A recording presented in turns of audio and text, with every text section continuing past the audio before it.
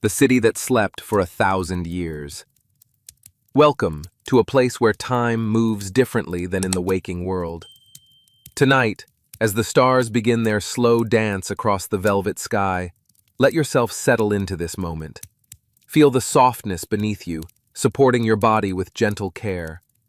Notice how your breathing naturally begins to slow, each breath flowing in like a cool stream, flowing out like a whisper of wind through leaves. The world outside grows distant now, its sounds becoming softer, quieter, like music heard from far away. Your shoulders can relax, releasing any tension they've been holding.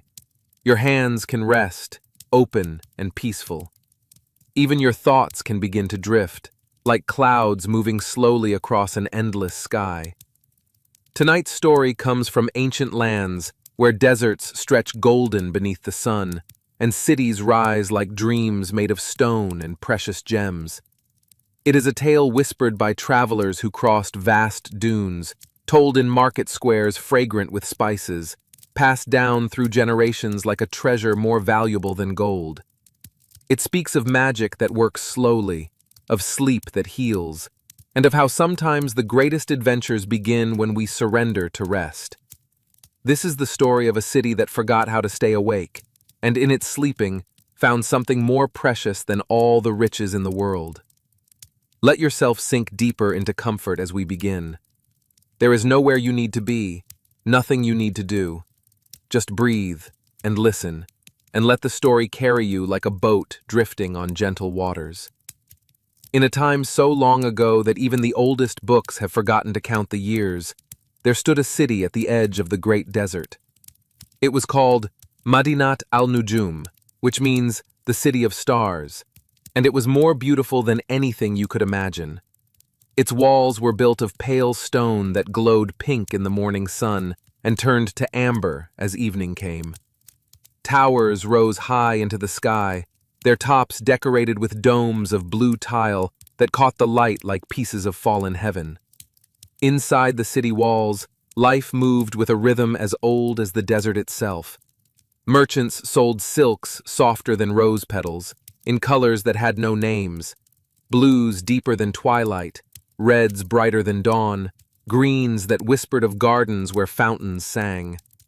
The air was filled with the scent of jasmine and orange blossoms, of cardamom and cinnamon, of bread baking in clay ovens and mint growing in shaded courtyards. The people of Madinat al-Nujum were kind and generous, their hearts as warm as the sun that blessed their days. They worked with steady hands, creating carpets woven with patterns that told stories, pottery glazed with colors that seemed to hold light itself, and jewelry that made even simple stones look like stars captured in silver. Bracelets of the city stood the palace of Sultan Harun, a place of such beauty that travelers would weep when they first saw it. Gardens surrounded it on all sides, filled with roses that bloomed in impossible abundance, their petals opening each morning as if greeting the sun like an old friend. Fountains played music as water danced from basin to basin, and peacocks walked slowly through the shadows, their feathers trailing behind them like trains of jeweled silk. Sultan Harun was a good ruler, wise and fair. His beard was silver as moonlight, and his eyes held the calm depth of one who has seen many seasons come and go. He loved his city and his people as a father loves his children, and they loved him in return. But in the palace, there lived someone else, someone whose heart did not match the beauty around her. Princess Zara, the Sultan's only daughter, was as lovely as the first star that appears at dusk, with hair black as midnight and eyes that should have sparkled with joy. Yet she had never learned to appreciate the gifts she had been given. She wanted everything, and nothing satisfied her. She would demand the finest silks and then cast them aside. She would order the most delicious feasts and barely taste them. She slept on cushions softer than clouds and complained they were too firm. As parents loved his daughter, stumble and fall, he hoped that as she grew, she would learn to see the beauty in simple things, to find joy in giving rather than receiving. But Princess Zara only grew more restless, more demanding, more blind to the blessings that surrounded her like the air itself. Confiscated, as the sun was setting and painting the sky in shades of coral and gold, an old woman came to the city gates. She was bent with age, leaning heavily on a wooden staff worn smooth by her hands. Her clothes were simple and dusty from travel, and she carried nothing but a small leather bag slung across her shoulder. The guards at the gate greeted her with kindness, as was the way in Medinat al-Nujum. They offered her water from the fountain just inside the walls, cool and sweet. They asked if she needed food or a place to rest. "I have traveled far," the old woman said, her voice quiet as wind through grass. "I am a weaver of blessings, and I have heard that this city is known for its generous heart. I would offer my services to your sultan if he would receive one as humble as myself." Abandonment sent word to the palace, and Sultan Harun, whose kindness extended to all who came to his gates, invited the old woman to join him for the evening meal. She walked slowly through the streets of the city, and people who saw her offered smiles and gentle greetings. Children ran to bring her dates and almonds. A merchant gave her a shawl of soft wool to warm her shoulders as the evening air grew cool. But when she reached the palace and was brought into the great dining hall, Princess Zara looked at her with disdain. "Father," she said, her voice sharp as a thorn, "why have you invited this beggar to eat with us? She will spoil my appetite with her shabby appearance." The old woman said nothing. She simply looked at Princess Zara with eyes that seemed to see far more than what was visible on the surface, eyes that held sadness like deep wells hold water. Sultan Harun spoke gently to his daughter. "All people deserve respect and kindness, my dear one. This woman has traveled far, and we will honor her as we would any guest." The meal was served, dish after dish of delicious food prepared with care and skill. There was rice fragrant with saffron, lamb cooked until it was tender as butter, vegetables dressed in olive oil and lemon, bread still warm from the oven, and sweets made with honey and nuts and rose water. The old woman ate slowly, savoring each bite, thanking the servants softly for every dish they placed before her. Princess Zara picked at her food with a silver fork, complaining that the rice was too dry, the lamb too rich, the bread not sweet enough. She pushed her plate away and demanded something else, something better, though she could not say what that might be. When the meal was finished and tea was served, mint tea in glasses painted with gold, the Sultan asked the old woman about her travels and her work. "I weave blessings," she said again, her voice like water running over stones, smooth and patient. "I take the threads of fate and pattern them into new designs. I can grant wishes, but only to those whose hearts are ready to receive them." Princess Zara, who had been half listening while examining her reflection in a polished silver tray, suddenly became interested. "You can grant wishes?" she asked, her eyes brightening with greed. "Then I wish for more beautiful clothes than any princess has ever owned, and more jewels, and a garden that blooms with flowers that never fade, and servants who anticipate my every desire before I even speak it." The old woman looked at her for a long moment, and the sadness in her eyes grew deeper. "I could grant such wishes," she said quietly, "but they would bring you no joy. What you seek is not found in possessions or power over others." "Then what good are you?" Princess Zara said rudely. "If you cannot give me what I want, you're useless." The Sultan frowned at his daughter's words, preparing to apologize to their guest, but the old woman raised her hand gently. "Perhaps," she said, "what this city needs is not the fulfillment of wants, but the understanding of needs. Perhaps the greatest blessing I can offer is the gift of perspective."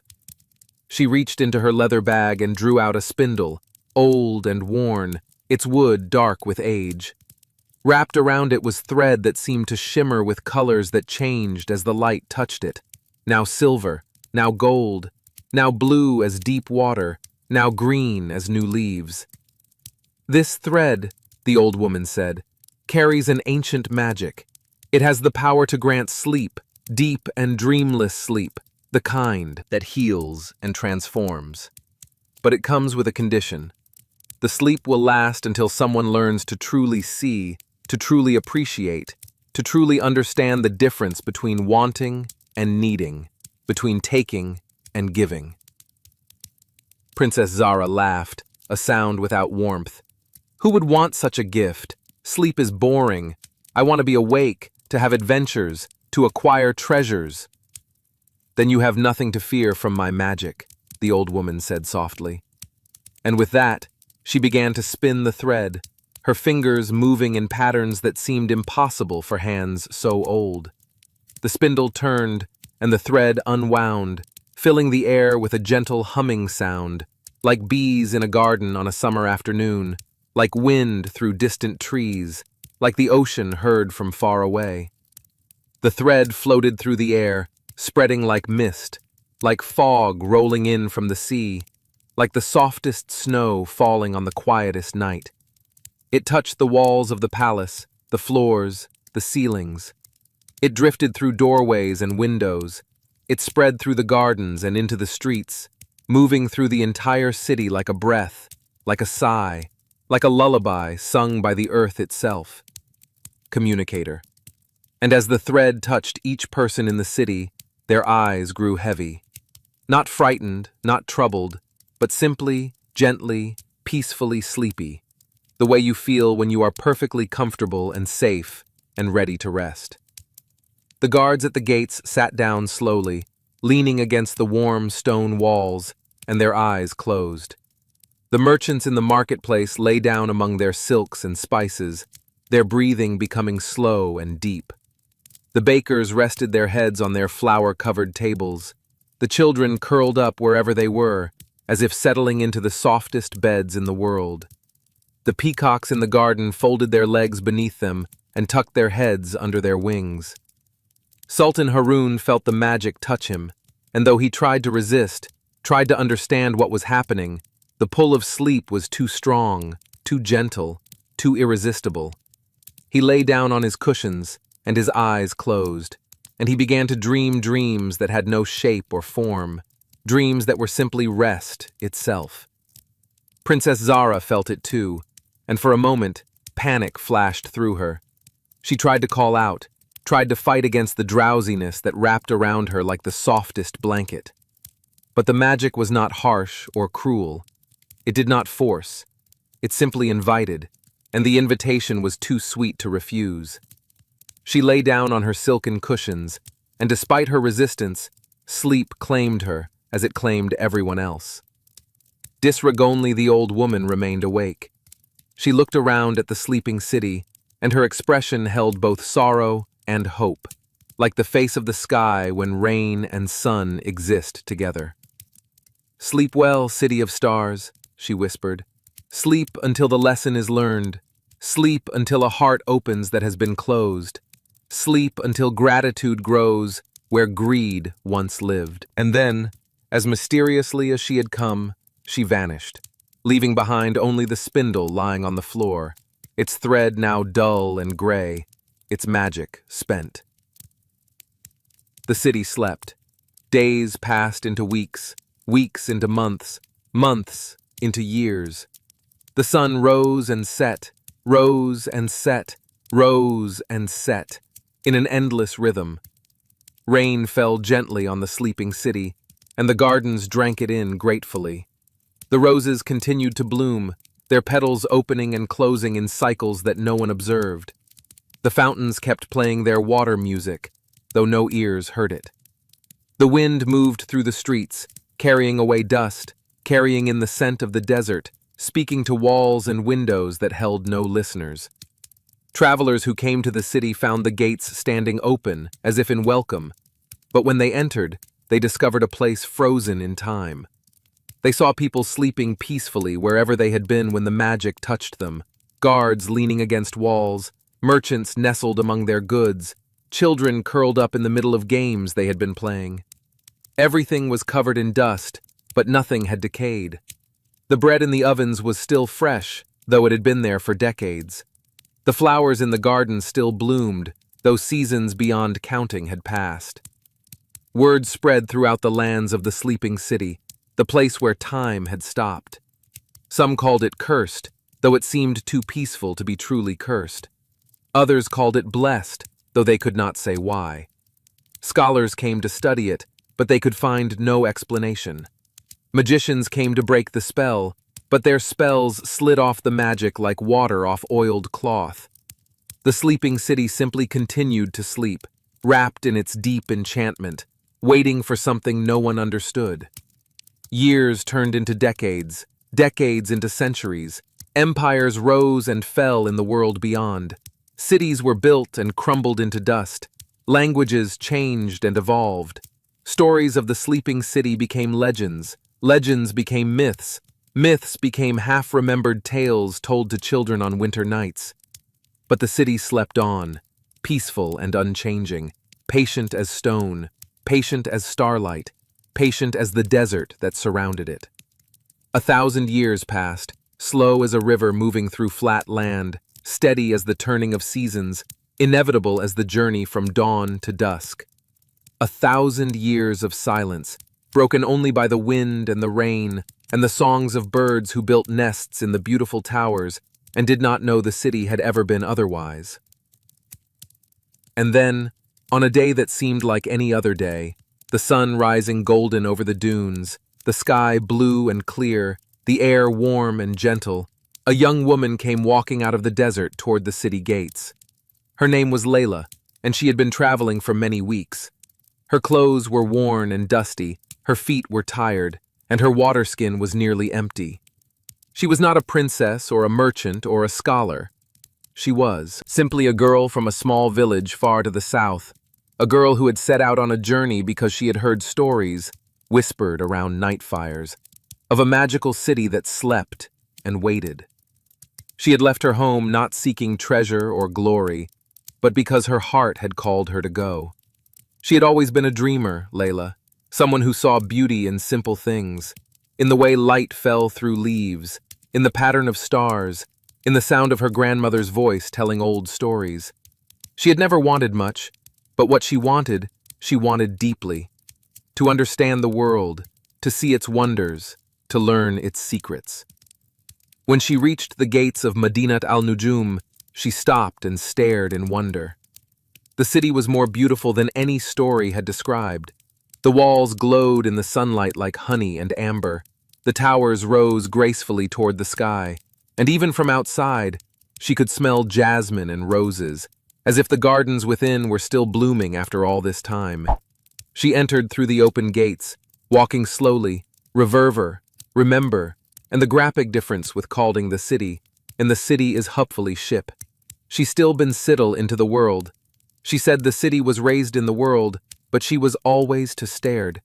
When she livered the gates was more beautiful. The city was still blooming, and Avat Layla mitsterded. She entered through the open gates, walking through the open gates, walking through the globe of the world, and a still home. She entered through the open gates, walking through the stories, and a still raised in one more, and the city was still teachers. She stared released by the girl from a Barrett city, and she was more beautiful, and these worlds she could set with a different length, and she had fluted in joy. She had not city than all day of the story, and the city was worming back, and she works flatly, and she replaced the limitated Bronher, and so she was faithfully and withly together. She could set out in the run, she walking slowly, reverently, like someone entering a holy place. The streets were empty and silent, but they did not feel frightening. There was peace here, deep peace, the kind that settles into your bones and makes you breathe more slowly, more deeply. Layla walked through the marketplace and saw the sleeping merchants, their faces peaceful, as if they were having pleasant dreams. She saw the children, curled up together like kittens, their hands still reaching toward toys they had been playing with. She saw the guards at their posts, resting but somehow still watchful, even in sleep. She felt no fear, only curiosity and a strange, growing tenderness.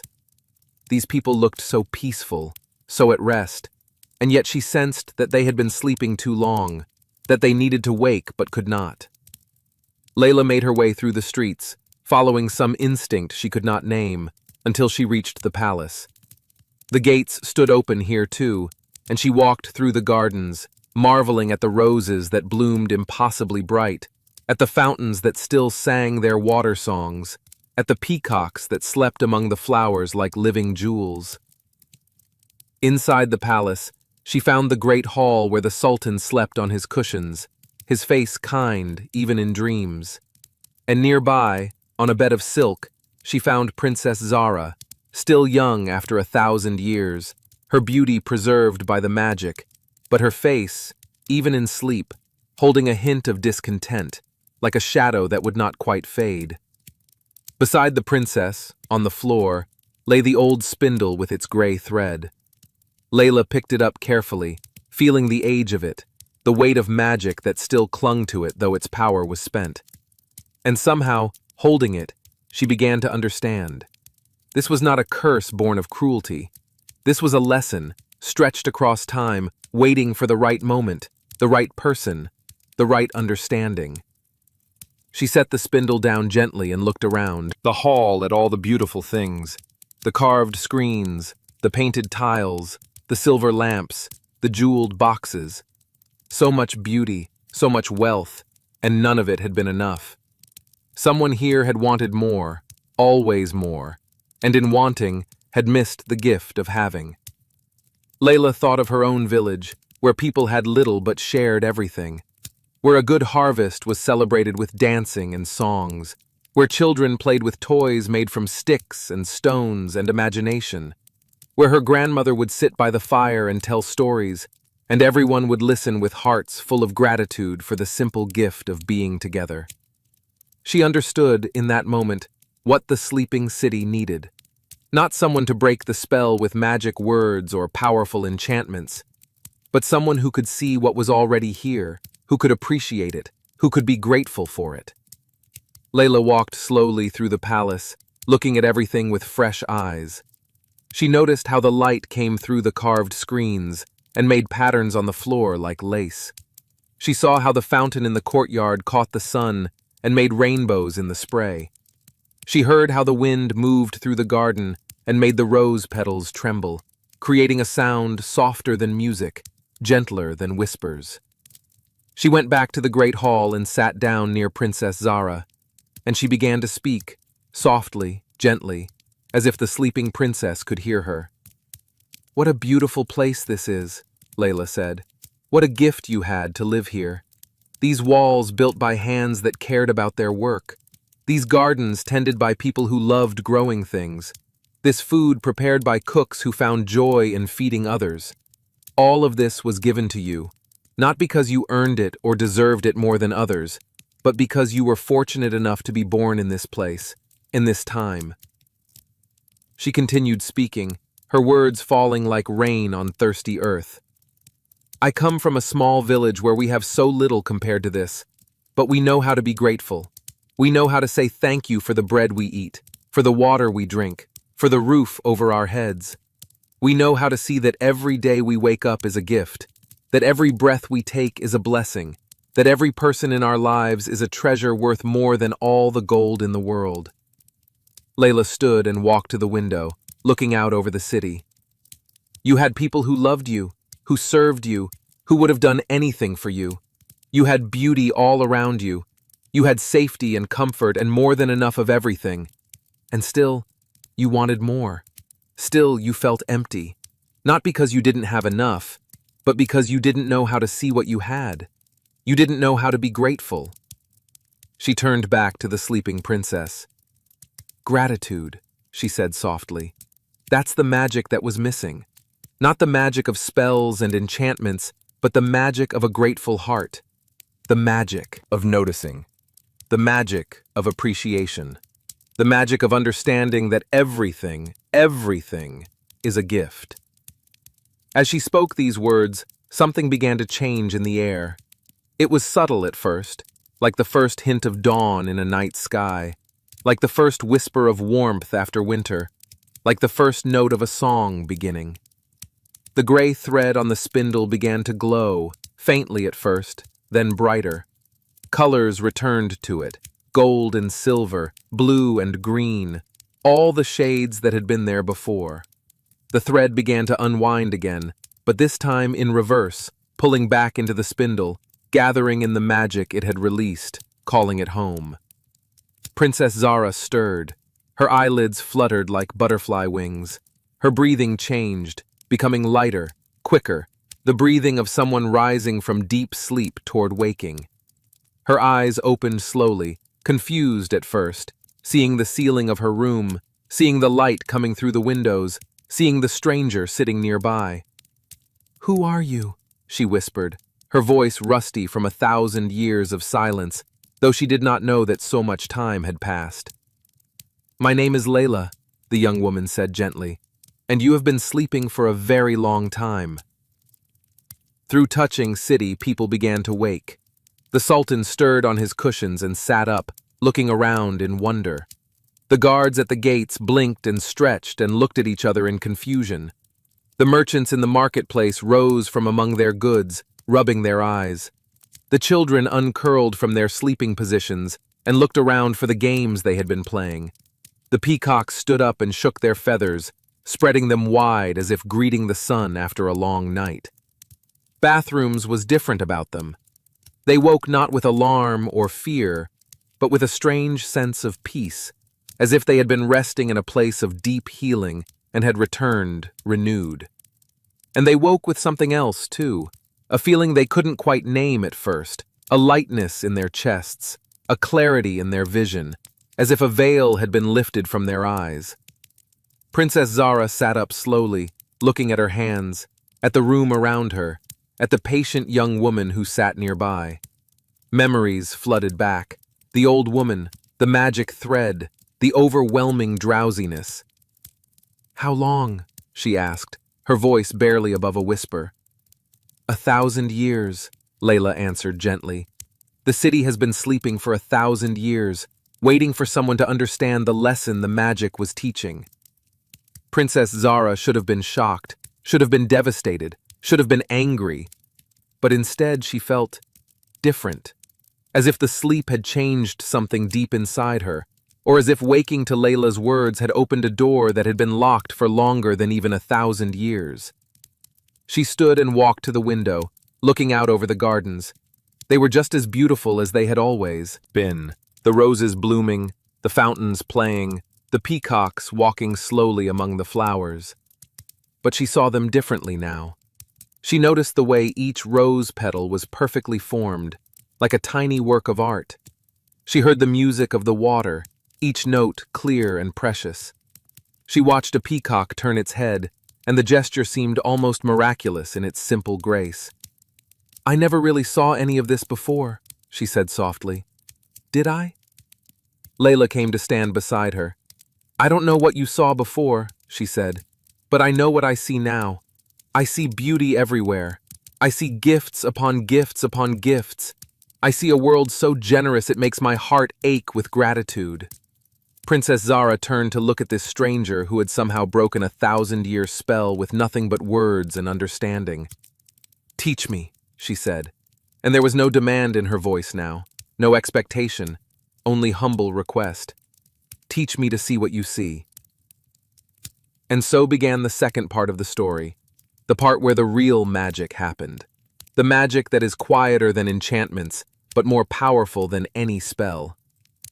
Layla stayed in the city, and Princess Zara became her student. But not in the way the princess had learned before, with tutors who brought her knowledge like treasures to be hoarded. This was a different kind of learning, the kind that comes from opening your heart instead of filling your mind. They started with simple things. Layla taught Princess Zara to really look at a rose, not just glance at it, but study it. Notice the gradient of color from the center to the edge of each petal. See how the morning dew gathered in droplets that caught the light like diamonds. Smell the fragrance that was somehow both sweet and mysterious. "This rose has been blooming for you every day," Layla said, "whether you noticed it or not. Isn't that generous? Isn't that a gift worth acknowledging?" She taught the princess to walk through the marketplace and really see the people who worked there, to notice how the carpet weaver's fingers moved with such skill, creating beauty thread by thread. To watch the potter shape clay on his wheel, his hands steady and sure, transforming something shapeless into something useful and beautiful. To observe the bread baker, who rose before dawn to prepare food that would nourish others. These people give their time, their energy, their skill, Layla said. They create things not for themselves, but for others. Can you feel the gift in that? Can you feel the love in their work? Unborn. She taught the princess to visit the servants in the palace and thank them for their work. Not with a careless word tossed over her shoulder, but with real gratitude, looking into their eyes, acknowledging what they did, understanding that their labor made her comfort possible. At first, Princess Zara found this difficult. She had to fight against old habits, old patterns of thinking that told her these things were her right, her due, nothing special. But slowly, day by day, something began to shift inside her. She began to notice things she had never seen before. She began to feel things she had never felt before. One morning, she woke to sunlight streaming through her window, and instead of calling for servants to close the curtains because the light bothered her, she lay still and watched how the light made patterns on the walls, how it transformed her room into something magical. And she felt grateful for eyes that could see it, for windows that let the light in, for the sun itself that rose faithfully every morning to illuminate the world. The palace gardens, not because she had to, but because she wanted to. She learned to feel dirt between her fingers, to understand how much water each plant needed, to notice the tiny green shoots that pushed up through the earth with such determination. When a rose bloomed that she had planted herself, she felt a joy she had never experienced before. The joy of creating something, of nurturing something, of watching something grow through her care. She started visiting the marketplace not to demand the finest goods, but to learn from the craftspeople. She sat with the weaver and learned to thread a loom. It was hard work, harder than anything she had ever done, and her fingers fumbled and made mistakes. But when she finally completed a small piece of cloth, no larger than her hand, she understood in a way she never had before how much work went into the beautiful carpets that covered her palace floors. She looked at them with new eyes, seeing the hours of labor, the skill, the patience they represented. And she felt grateful in a way that brought tears to her eyes. She learned to cook with the palace cooks, to knead bread until her arms ached, to stir pots until her back hurt, to understand that every meal was the result of someone's time and effort and care. When she sat down to eat after that, she said thank you out loud, to the cooks, to the food itself, to the earth that had grown it. And the food tasted better than anything she had ever eaten, because it was seasoned with appreciation. Sultan Haroun watched his daughter's transformation with wonder and joy. He had always loved her, but now he delighted in her too, in the person she was becoming. He saw kindness in her where there had been coldness, generosity where there had been greed, curiosity where there had been boredom. The people of the city noticed the change as well. Princess Zara walked through the streets now not with her nose in the air, but with her eyes open, greeting people by name, asking about their families, offering help where she could. She had become someone they loved, not because she was royalty, but because she had learned to see them, to value them, to appreciate them. And something else happened too, something unexpected. As Princess Zara learned gratitude, as she opened her heart to appreciation, the entire city seemed to bloom with new life. The roses in the garden grew more abundant. The fountains seemed to sing with clearer voices. The light itself seemed softer, warmer, more golden. It was as if gratitude itself had a magic that transformed everything it touched, making beauty more beautiful, making joy more joyful, making life more alive. Layla watched all of this with quiet satisfaction. She had not come to the city seeking reward or recognition. She had come because her heart had called her, and she had stayed because there was work to do. But now, as she saw Princess Zara transformed, as she saw the whole city transformed, she knew that her journey had been worth every step, every hardship, every moment of uncertainty. was setting and painting the sky in shades of rose and gold. Princess Zara and Layla sat together in the garden.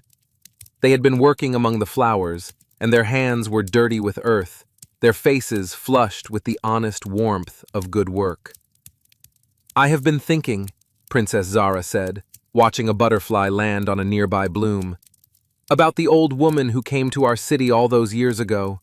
I was so rude to her. I dismissed her as worthless because she had nothing I wanted. But she gave me the greatest gift anyone has ever given me.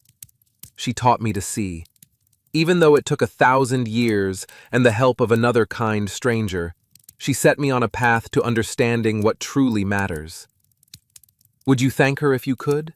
Layla asked gently. "With all my heart," Princess Zara said, and she meant it. "I would kneel before her and thank her for being willing to teach me, even when I was too blind and selfish to learn.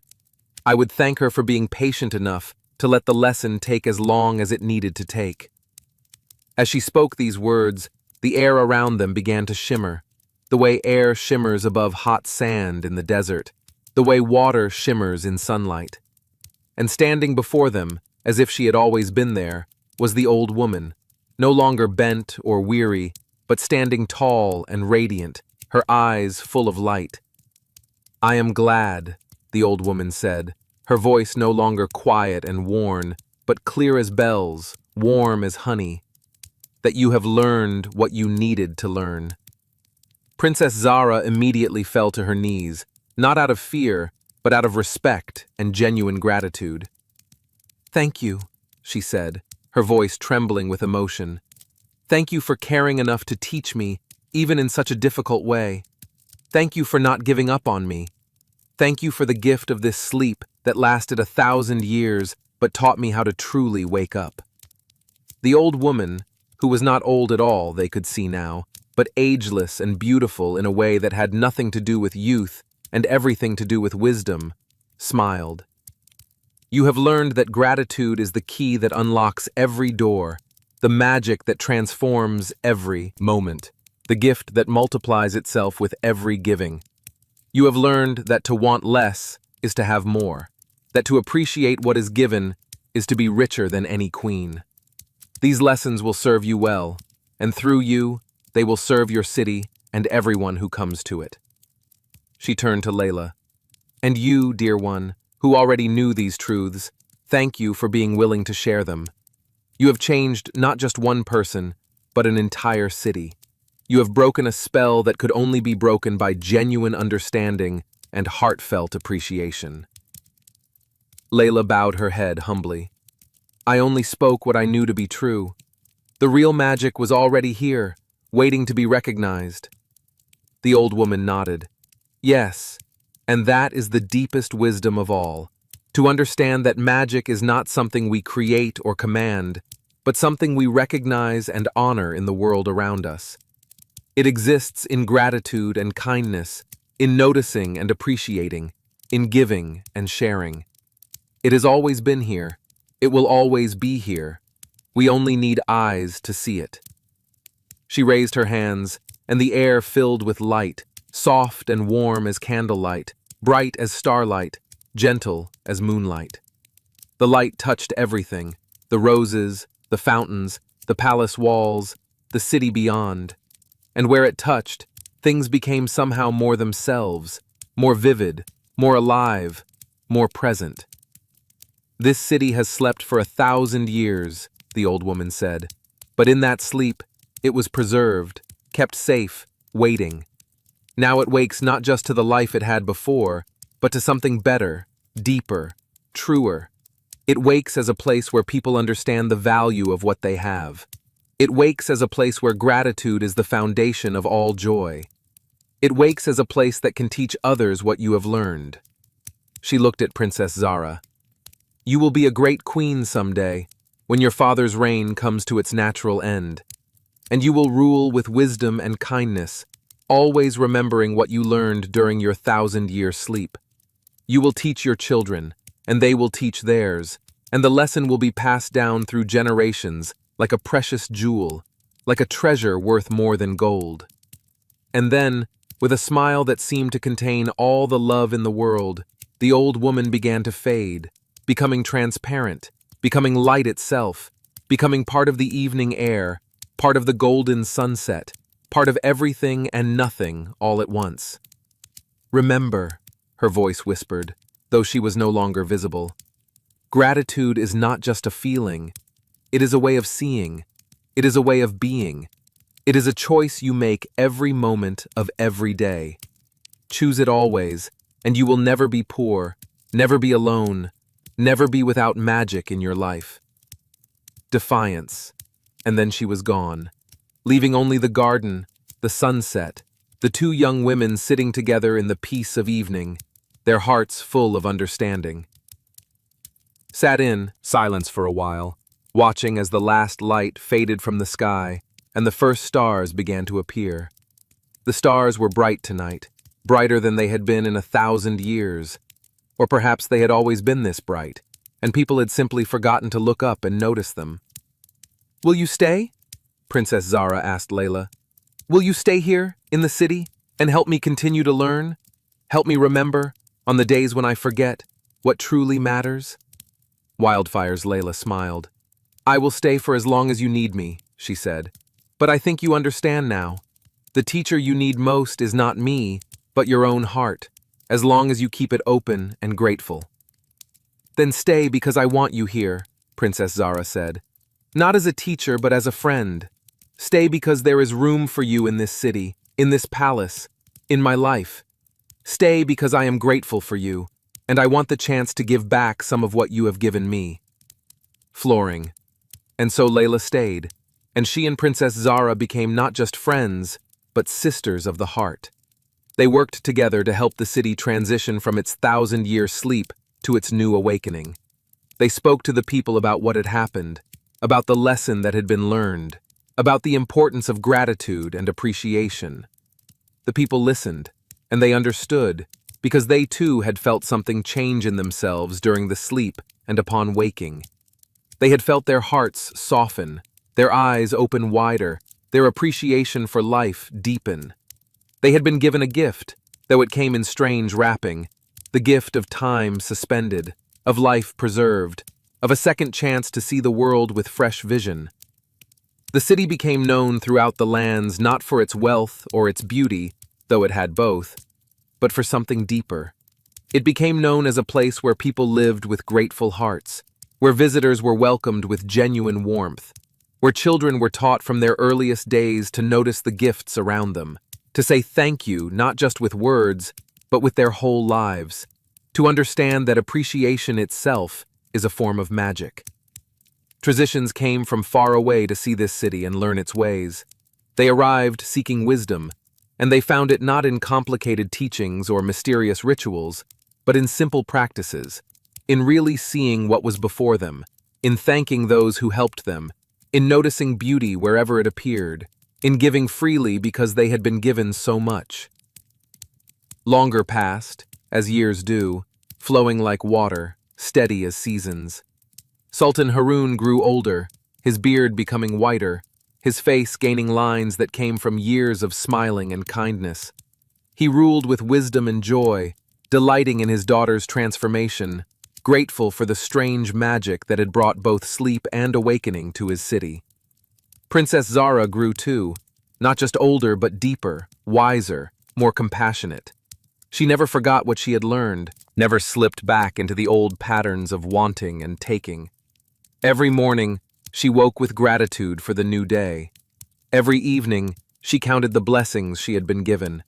And every moment in between, she practiced the art of appreciation, until it became as natural as breathing, as automatic as heartbeat, as essential as life itself. Layla stayed in the city, becoming not just friend to the princess, but friend to everyone. She married a kind young man, a scholar who loved learning and teaching, and they had children who grew up hearing the story of the city that slept for 1,000 years. These children learned from their earliest days to notice beauty, to practice gratitude, to see the magic in ordinary moments. And they taught their own children, and those children taught theirs, until gratitude became woven into the very fabric of the city, as much a part of it as the stone walls and tiled domes. The old sultan eventually passed on, as all people do, slipping into a final sleep that was peaceful and natural. He died with a smile on his face, grateful for his long life, grateful for his transformed daughter, grateful for the magic that had taught his city its most important lesson. Princess Zara wept for him, but her tears were not bitter. They were tears of love and gratitude, tears that honored what had been given, rather than mourned what was lost. She became queen, as the old woman had foretold, and she ruled with the wisdom she had learned through her strange journey from sleep to waking, from wanting to appreciating, from blindness to sight. Her reign was long and peaceful, marked by prosperity that came not from conquest or acquisition, but from the simple fact that when people are grateful, they take care of what they have, they share what they can, they create beauty and maintain it with love. Disrug city of Madinat al-Nujum, the city of stars, became a legend again, but a different kind of legend than before. It was no longer the city that slept for 1,000 years, though people still told that story. It became known as the city where people knew how to be happy, where contentment was not the absence of ambition, but the presence of appreciation, where the art of gratitude was practiced like a sacred craft, passed down from generation to generation, like a treasure worth more than all the riches in the world. And what of the magic? The old woman's spindle, with its shimmering thread, was kept in a place of honor in the palace.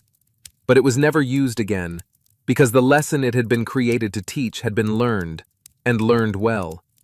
Sometimes, late at night, when the moon was full and the stars were bright, people said they could see the thread glowing softly, a reminder of the magic that had changed everything, the magic of a grateful heart. More beautiful with each passing season, the fountains continued to sing their water songs. The peacocks continued to walk slowly among the flowers, their feathers trailing like jeweled silk. And every person who lived in the city, from the youngest child to the oldest grandmother, looked at these things with eyes that really saw, hearts that truly appreciated, souls that understood the profound gift of simply being alive in a world so generous, so beautiful, so full of magic waiting to be noticed. This is the way the city lived, season after season, year after year, generation after generation. Not in the sleep of enchantment, but in the awakening of gratitude. Not in the blindness of wanting, but in the vision of appreciation. Not in the poverty of having everything but valuing nothing, but in the richness of having enough and cherishing it all. And the story of the city that slept for 1,000 years became a story that helped others wake up too. Wake up to the beauty around them, to the blessings they had been given, to the magic that exists in every moment when we have the wisdom to see it, the humility to acknowledge it, and the grace to say thank you. Our story comes to its end, though the lessons it carries continue forever, like ripples spreading across still water, like seeds carried on the wind, like light traveling through darkness. You have journeyed with us through 1,000 years of sleep and into an awakening that transformed not just a princess, but an entire city. You have learned, along with Princess Zara, that the greatest magic is not found in spells and enchantments, but in the simple, profound practice of gratitude. As the settles into its evening peace, as the stars begin to shine above its beautiful towers, as the roses close their petals for the night, and the fountains sing their gentlest songs, you too can settle into your own peace. Let yourself sink deeper into the softness that surrounds you. Feel how comfortable you are, how safe, how perfectly cradled by the world. Notice the way your body rests, supported completely, held with such gentle care. Each part of you can relax now. Your feet, your legs, your hips, your belly, your chest, your shoulders, your arms, your hands, your neck, your face. Everything can be soft. Everything can be at ease. Steady and slow, like waves rolling gently onto a peaceful shore, like wind moving through tall grass, like the patient rhythm of the earth itself. Each breath in brings calm. Each breath out releases anything you don't need, any tension, any worry, any thought that disturbs your peace. Think for a moment about the blessings in your own life. Not the big, dramatic things, but the simple gifts that surround you every day. The bed you rest in, soft and comfortable. The roof over your head, keeping you safe and dry. The people who love you, who care about you, who are glad that you exist in the world. The food you have eaten today, nourishing your body. The water you have drunk, quenching your thirst. The air you breathe, flowing in and out, sustaining your life moment by moment. These things are so easy to overlook, so simple to take for granted. But they are magic, every one of them. They are gifts, freely given, asking nothing in return except perhaps that you notice them, that you appreciate them, that you let gratitude bloom in your heart like roses in a garden. As you lie here, comfortable and drowsy, let gratitude fill you like warm honey filling a jar, like light filling a room when curtains are opened, like peace filling a heart that has learned to be still. Feel grateful for this moment, this perfectly ordinary, perfectly extraordinary moment of rest and peace. Be grateful for your body, which carries you through each day, which works so hard on your behalf, which deserves your appreciation and care. Thank your body for its service, for its strength, for its resilience. Tell each part of yourself that it can rest now, that it has done enough, that it can simply be, simply exist, simply float in the gentle ocean of sleep. Be grateful for your mind, which has thought so many thoughts today, which has solved problems and remembered things and imagined possibilities. Thank your mind for its work, and then tell it gently that it can rest now too. Thoughts can slow down, can drift away like clouds moving across a vast sky. You don't need to hold on to them, don't need to follow them. Just let them go. Let them dissolve. Let them fade into the peaceful emptiness that is sleep. Grateful for this day that is ending, with all its moments, both challenging and easy, both difficult and delightful. Thank the day for what it taught you, for what it gave you, for the opportunity to be alive and aware. And now, let the day go. Let it slip away into the past. Let it release you so you can rest. Be grateful for the night that has come, quiet and dark and peaceful.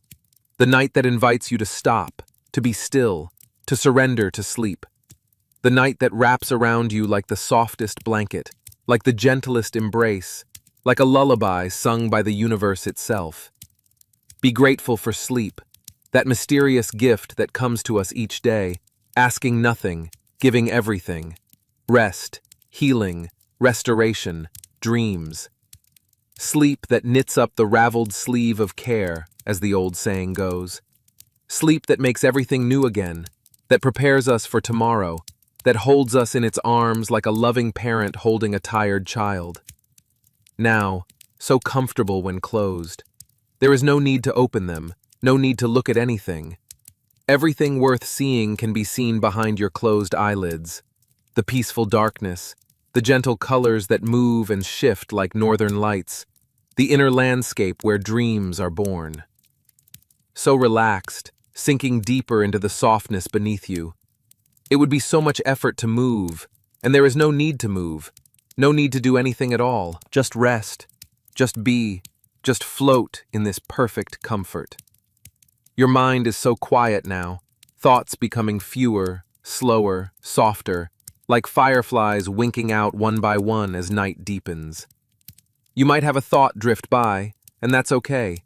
Just watch it pass, like watching a leaf float down a stream, moving away from you, carrying itself into the distance until it disappears. The city of stars is sleeping peacefully tonight, in its new sleep that is not enchantment, but natural rest, earned and deserved. Queen Zara sleeps in her palace, grateful even in dreams. Layla sleeps beside her family, her heart peaceful. The roses sleep in the garden, folding their petals. The fountains whisper their water songs more softly now, a lullaby for the night. The stars shine above, patient and eternal, watching over the sleeping city with gentle light. And you, dear one, you can sleep too. Sleep peacefully, sleep deeply, sleep gratefully. Sleep with a heart that knows it is blessed. Sleep with a mind that has learned to rest. Sleep with a body that feels safe and cared for. Over you as you sleep, just as it watched over the city. It will keep you safe, keep you peaceful, keep you wrapped in comfort and care. You have nothing to fear, nothing to worry about, nothing to do but rest. Flush the story settle into your heart like a seed settling into soil, where it can grow and bloom in its own time. Let the lesson of gratitude become part of your dreams, woven into your sleep, integrated into your very being. When you wake, refreshed and restored, you might find that you see the world a little differently. Notice things you've overlooked, appreciate things you've taken for granted. But that is for tomorrow. For now, there is only sleep, only rest, only peace, only the gentle drift downward into dreams, into darkness, into the healing embrace of night. Sleep now, dear traveler, sleep deeply, sleep peacefully, sleep gratefully. Sleep knowing you are safe, you are loved, you are blessed with countless gifts, you are exactly where you need to be. The story is over, but your dreams are just beginning. And in those dreams, perhaps you will walk through a garden where roses bloom eternally. Perhaps you will hear fountains singing songs older than time. Perhaps you will see stars so bright they illuminate everything with gentle light. Perhaps you will meet an old woman who smiles and tells you that you have everything you need, if only you have eyes to see it. Sleep, sleep. Everything is well. Everything is peaceful. Everything is exactly as it should be. The city sleeps, the stars shine, the night holds you gently, and you drift deeper, deeper into rest, into dreams, into the profound peace of grateful sleep. Breathing slowly, deeply, naturally, body soft, mind quiet, heart peaceful. Grateful for this moment, grateful for this rest, grateful for this gentle journey into sleep. You are already sleeping, or nearly sleeping, or so close to sleep that the boundary between waking and sleeping has become invisible, has dissolved, has disappeared into the gentle twilight of approaching unconsciousness. Your breath is so slow now, so deep, so peaceful. Each inhale fills you with rest. Each exhale releases you further into sleep. The rhythm lulls you, rocks you, carries you gently down, down, down into the depths where dreams wait to greet you, where rest waits to restore you, where sleep waits to renew you. You may already part of your dream. Perhaps the brass city was a dream. Perhaps everything is a dream and only sleep is real. It doesn't matter. What matters is that you rest, that you let go, that you surrender completely to this moment and this peace. Let the last threads of consciousness unspool, unravel, dissolve. Let awareness dim like a lamp running out of oil, fading gradually, gently, until only darkness remains, the healing darkness, the peaceful darkness, the blessed darkness of deep sleep. You are sleeping now, or about to sleep, or already dreaming that you are listening to these words. It's all the same, all part of the continuum of consciousness that shifts and flows between waking and sleeping, between awareness and oblivion, between day and night. The brass city is forgotten now, or remembered only as a dream remembers waking life, dimly, softly, without urgency or significance. The travelers have become dreams. The king is a wisp of thought. The warning is a whisper. Nothing remains but peace, rest, sleep. Your body lies heavy and still. Your breath flows gentle and slow. Your mind drifts in the space beyond thought, beyond word, beyond image. You are pure consciousness now, awareness without object, being without doing, existing without effort. And even that consciousness is fading, dimming, dissolving into the greater darkness of sleep. Soon there will be only dreams, or the dreamless void beyond dreams, or the deep, restorative nothingness where the body heals and the mind renews itself for another day of living. Sleeply now, completely now, totally now. Let everything go, let everything fade, let everything dissolve into the vast, peaceful, endless ocean of sleep. You are safe, you are held, you are sleeping. Sleep. Sexually. Cancel. Sleep. Withstanding. And in the last moment before consciousness disappears entirely, before you sink below the surface of awareness into the depths of true sleep, know that you are blessed. Know that you are loved. Know that you will wake refreshed, renewed, ready for tomorrow's journey. But tomorrow is far away. Now there is only sleep. Deep, peaceful, healing sleep. Sleep.